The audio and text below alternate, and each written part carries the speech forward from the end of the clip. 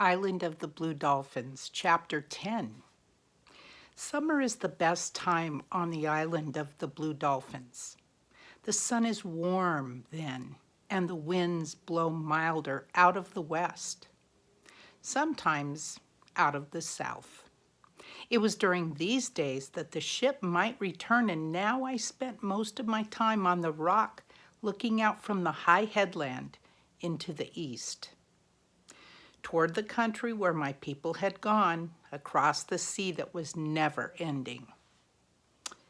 Once, while I watched, I saw a small object which I took to be a ship. But a stream of water rose from it, and I knew that it was a whale spouting. During those summer days, I saw nothing else. The first storm of winter ended my hopes. If the white men's ship were coming for me, it would have come during the time of good weather. Now I would have to wait until the winter was gone, maybe longer. Boy, nothing like waiting for something like that over the months and years. The thought of being alone on the island while so many suns rose from the sea and went slowly back into the sea filled my heart with loneliness.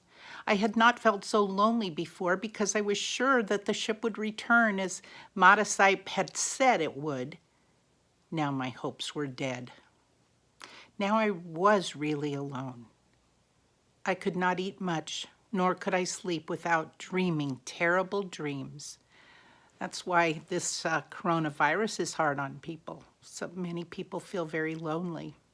So reach out to people, make phone calls, send letters. That can lift somebody's spirits. So the storm blew out of the north, sending big waves against the island, and winds so strong that I was unable to stay on the rock. It was going to blow her right off. I moved my bed to the foot of the rock and for protection kept a fire going throughout the night. I slept there 5 times. The first night the dogs came and stood outside the ring made by the fire. Oh my, that's scary, isn't it? I slept there 5 times. The dogs came every night and stood outside that ring of fire.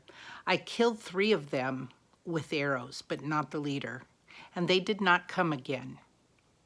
On the 6th day, when the storm had ended, I went to the place where the canoes had been hidden and let myself down over the cliff. This part of the shore was sheltered from the wind, and I found the canoes just as they had been left. The dried food was still good, but the water was stale, so I went back to the spring and filled a fresh basket. I had decided, by the way, I'm going to show you a picture of her water basket.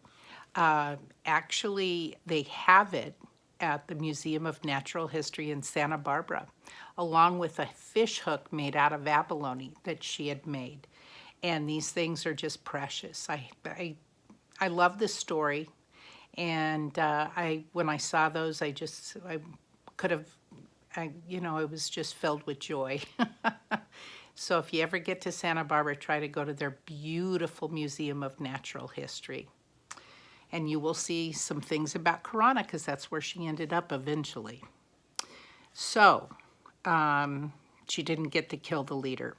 On the 6th day when the storm had ended, I went to the place where the canoes had, I already read that. Sorry, filled her basket with fresh water. And can you imagine weaves so tight that the water won't leak out of it? Amazing. I had decided during the days of the storm, when I had given up hope of seeing the ship, that I would take one of the canoes and go to the country that lay toward the east. I remembered how Kimki, before he had gone, had asked the advice of his ancestors who had lived many ages in the past, who had come to the island from the country, and likewise the advice of Zuma, the medicine man who held power over the wind and the seas. Is that true? No, only Jesus has power over the winds and the waves, right? We know that. But these things I could not do, for Zuma had been killed by the Aleuts, and in all my life I had never been able to speak with the dead, though many times I had tried.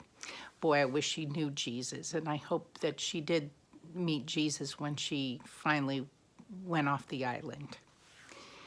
Yet I cannot say that I was really afraid as I stood there on the shore. I knew that my ancestors had crossed the sea in their canoes, coming from the place which lay beyond. Kimki, too, had crossed the sea. Well, I was not nearly so skilled with a canoe as these men, but I must say that whatever might befall me on the endless waters didn't trouble me. It meant far less than the thought of staying on the island alone, without a home or companions, pursued by wild dogs, where everything reminded me of those who were dead and those who had gone away. Well, I can imagine. Can you understand this? I can. Poor Karana. Oh my, it's not easy to be all alone as a young girl, as she is. Of the 4 canoes stored there against the cliff, I chose the smallest, which was still very heavy because it could carry 6 people. The task that faced me was to push it down the rocky shore and into the water, a distance 4 or 5 times its length. This I did by first removing all the large rocks in front of the canoe.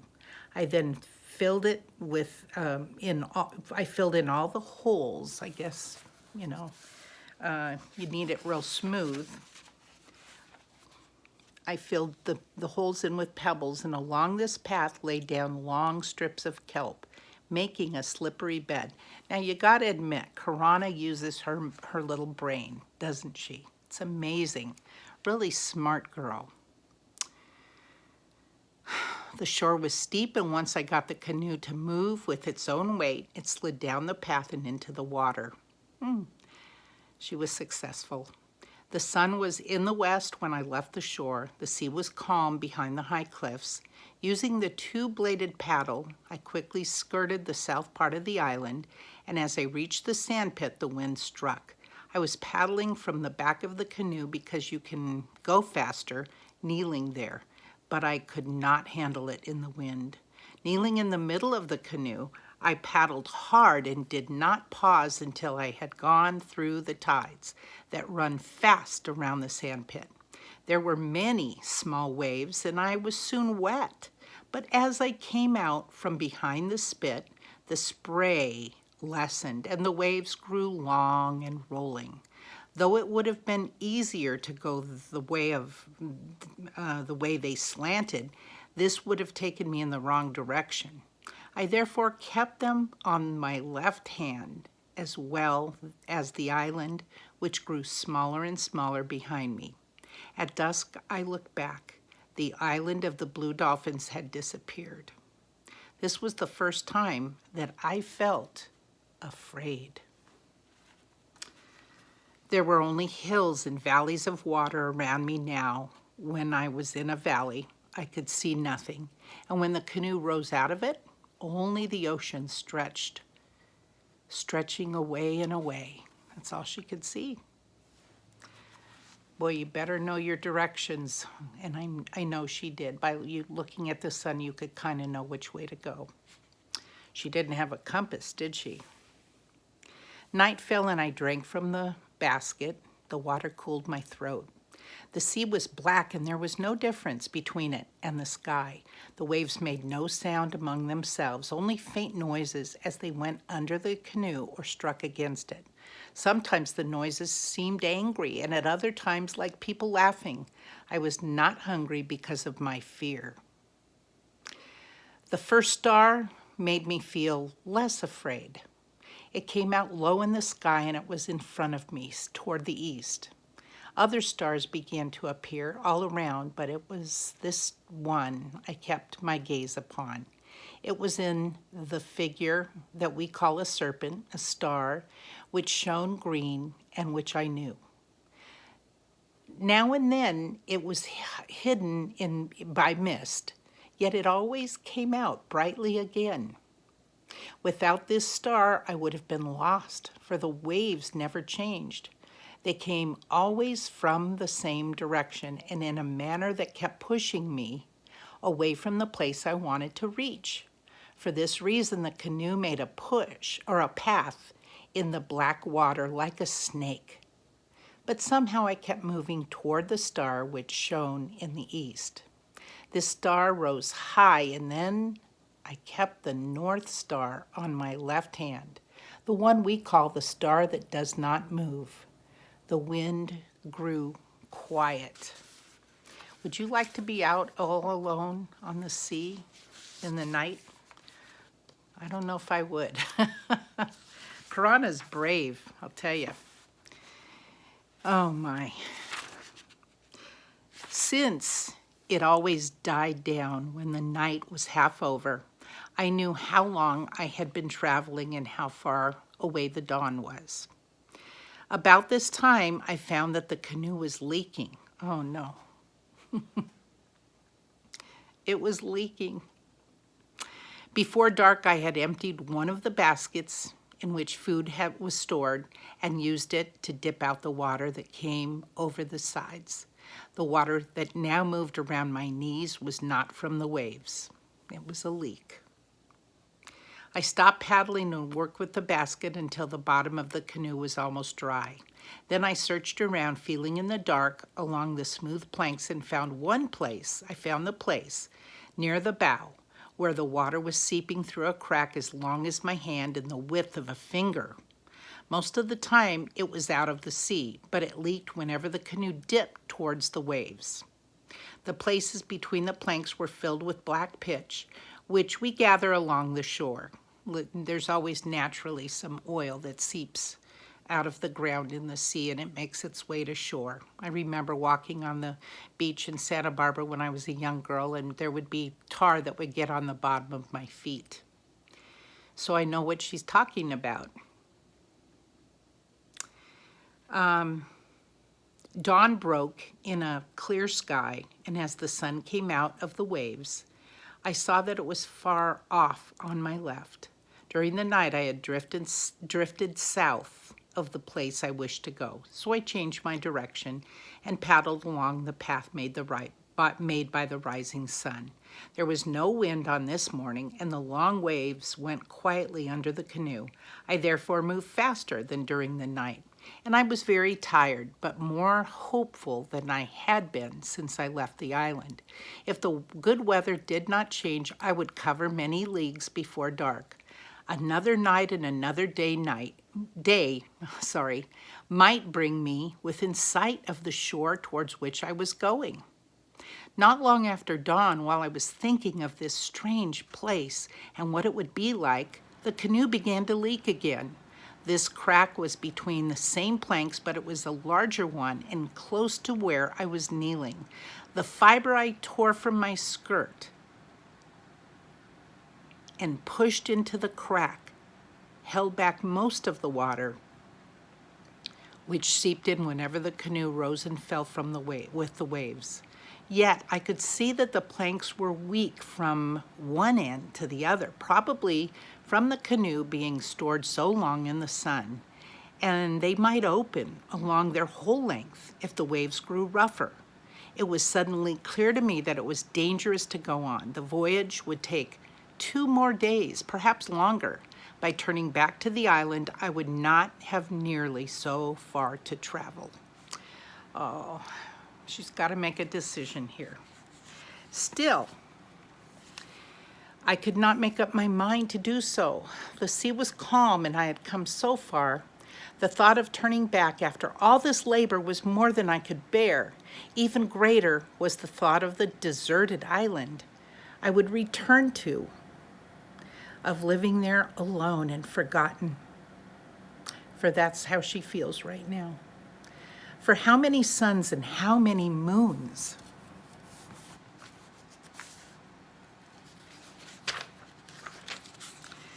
The canoe drifted idly on the calm sea while these thoughts went over and over in my mind. But when I saw the water seeping through the crack again, I picked up the paddle. There was no choice except to turn back to the island. I knew that only by the best of fortune would I ever reach it. The wind did not blow until the sun was overhead. Before that time, I covered a good distance, pausing only when necessary to dip water from the canoe. With the wind, I went more slowly and had to stop more often because of the water spilling over the sides, but the leak did not grow worse. This was my first good fortune. The next came when a swarm of dolphins appeared. They came swimming out of the west, but as they saw the canoe, they turned around in a great circle and began to follow me. They swam up slowly and so close that I could see their eyes, which are large and the color of the ocean. When they swam on ahead of the canoe, crossing back and forth in front of it, diving in and out as if they were weaving a piece of cloth with their broad snouts. Dolphins are animals of good omen. It made me happy to have them swimming around the canoe, and though my hands had begun to bleed from the chafing of the paddle, just watching them made me forget the pain. I was very lonely before they appeared, but now I felt that I had friends with me and did not feel the same. The blue dolphins left me shortly before dusk and then left as quickly as they had come, going on into the west. But for a long time, I could see the last of the sun shining on them. After night fell, I could still see them in my thoughts, and it was because of this that I kept on paddling when I wanted to lie down and sleep. More than anything, it was the blue dolphins that took me back home. Fog came with the night, yet from time to time I could see the star that stands high in the west, the red star called Maggot, which is part of the figure that looks like a crawfish and is known by the name Maggot. The crack in the planks grew wider, so I had to stop often to fill it with fiber and to dip out the water. The night was very long, longer than the night before. Twice I dozed kneeling there in the canoe, though I was more afraid than I had ever been. But the morning broke clear, and in front of me lay the dim line of the island, like a great fish sunning itself on the sea. I reached it before the sun was high, the sand spit and its tides that bore me into the shore. My legs were stiff from kneeling, and as the canoe struck the sand, I fell. When I rose to climb out, that's how weak she was. I crawled through the shallow water and up the beach. There I lay for a long time, hugging the sand in happiness. I was too tired to think of the wild dogs. Soon I fell asleep. Wow. So she tried to leave herself, and she wasn't successful. However, she's safe, and we're happy about that. I will talk to you later.